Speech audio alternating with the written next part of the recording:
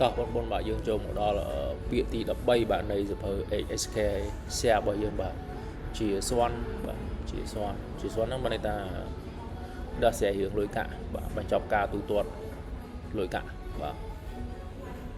គួរជីជាស្វ័នអ៊ីនហាងបាទធានាគារទូទាត់លុយបាទអន្តរជាតិចឹងបានន័យថាយើងទៅស្រុកក្រៅពេលដែលយើងជាជនហោះគេឲ្យដាក់លុយបានតែ$10000ទេក្នុងកតាបយើងណាបាទ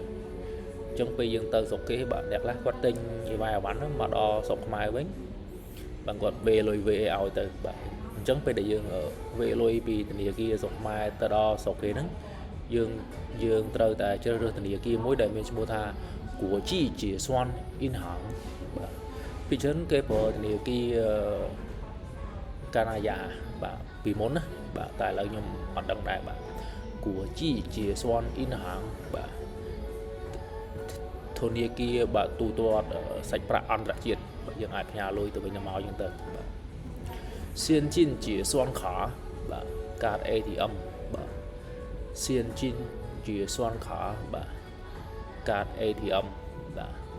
អញ្ចឹងបងប្អូនយើងឥឡូវគាត់ប្រើច្រើនបាទគឺសៀនជីនជាស្វ័នខា